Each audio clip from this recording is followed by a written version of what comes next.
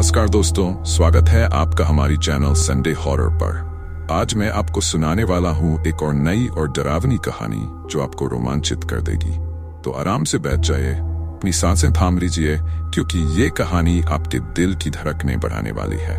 आप इस कहानी को अंत तक जरूर सुनिए, क्योंकि हर मोड़ पर कुछ नया और खौफनाक इंतजार कर रहा है। तो चलिए शुरू करते हैं हमारी आज की भयानक कहानी।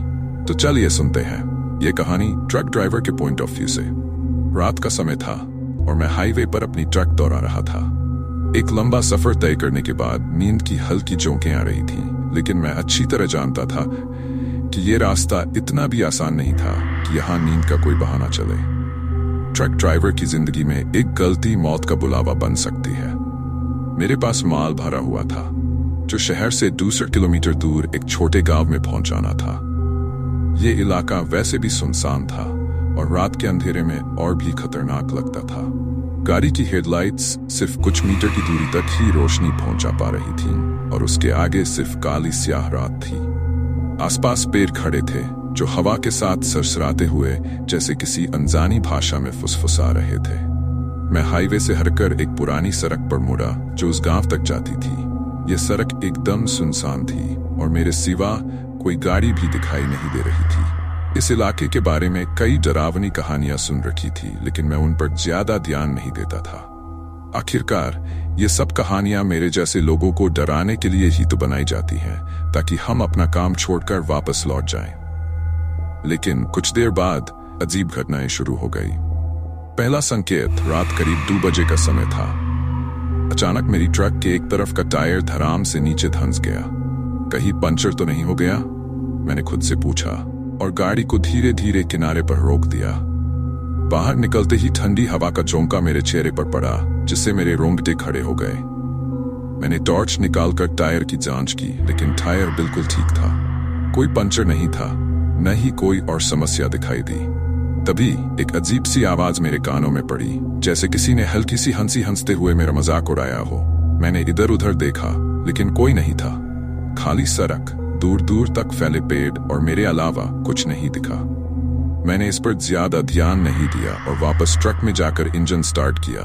ट्रक स्टार्ट हो गया, लेकिन तभी मुझे दाईं ओर वाले मिरर में कुछ हलचल दिखाई दी। एक परछाई। हाँ, मैंने साफ देखा था कि कोई पीछे से ट्रक के पास आया और अचानक गायब हो गया। दिल की धड़कनें तेज हो गई। मैंने तुरंत दरवाजे लॉक किए और स्पीड बढ़ा दी। वो अजनबी और उसकी बात कुछ किलोमीटर और चला था कि अचानक सड़क के बीचों बीच एक आदमी खड़ा हुआ दिखाई दिया। वो सफेद कपड़े पहने हुए था और उसकी उम्र लगभग 80 के आसपास रही होगी। उसके चेहरे पर अजीब सी उदासी और आंखों में गहरी मायूसी थी। मैंने तुरंत ब्रेक लगाए और ट्रक को ठीक उसके सामने रोका। वो बिना किसी हड़बड़ाहट के मेरे ट्रक के पास आया और खिड़की पर दस्तक दी। उसकी आंखों में कुछ ऐसा था जो मुझे बेचैन कर रहा था, लेकिन मैंने खिड़की थोड़ा सा नीचे की और पूछा, क्या हुआ भाई साहब, इतनी रात में यहाँ कैसे? उसने बेहद धीमी और गहरी आवाज में कहा, मुझे इस रास्ते से गांव तक छोड़ दोगे? बहुत देर से यहाँ खड़ा हूँ। मैं उसे देखकर थोड़ा असहज महसूस कर रहा था, लेकिन मेरे पास उसे मना करने का कोई ठोस कारण नहीं था। मैंने उसकी तरफ देखा और कुछ सोचते हुए कहा, ठीक है, बैठ जाओ। वो आदमी बिना कुछ कहे ट्रक के अंदर आकर बैठ गया। उसकी मौजूदगी से कैबिन में अजीब सी ठंडक आ गई थी, जो इस मौसम में सामान्य नहीं थी। मैंने गाड़ी फिर से चलानी शुरू की, लेकिन कुछ समय बाद मुझे एहसास हुआ कि उस आदमी की उपस्थिति कुछ अजीब थी। वो बिल्कुल शांत बैठा था, ना कोई हलचल, ना कोई सवाल। उसकी निगाहें बस सीधे आगे की ओर देख रही थीं, जैसे वो किसी गहरी सोच में डूबा हो। मैंने बात करने की कोशिश की, आप कहाँ जा रहे हो? इस इलाके में तो बहुत कम लोग ही आते हैं। उसने धीरे से जवाब दिया, वो जगह जहां जाना है वहां बहुत लोग नहीं जाते। उसकी बातों में कुछ ऐसा था जो मुझे बेचैन कर रहा था। मैंने थोड़ा और तेज गाड़ी चलानी शुरू की ताकि जल्दी से गांव पहुंच सकूं और इस आदमी से पीछा छुड़ा सकूं। लेकिन जितनी तेज मैं गाड़ी चला रहा था, रास्ता उतना ही लंबा लगता जा रहा था। ऐसा लग रहा था जैसे मैं एक ही जगह पर घूम रहा हूं। कुछ समय बाद मैंने देखा कि ट्रक का फ्यूल गेज अचानक गिरने लगा, जबकि मैंने अभी कुछ ही समय पहले फ्यूल भरा था। यह संभव नहीं था कि फ्यूल इतनी जल्दी खत्म हो जाए। तभी उस आदमी ने कहा, यहाँ पर रास्ते और समय का कोई भरोसा नहीं होता। मैंने उसकी बात अनसुनी कर दी और आगे बढ़ने लगा, लेकिन जैसे ही मैं एक मोड़ पर मुड़ा, अचानक सड़क गायब हो गई। ट्रक एक खाली मैदान में खड़ा था और चारों तरफ अंधेरा और सन्नाटा था। मुझे समझ में नहीं आ रहा था कि मैं कहाँ हूँ। ये जगह पहले कभी नहीं देखी थी। मेरे हाथ पैर ठंडे हो गए।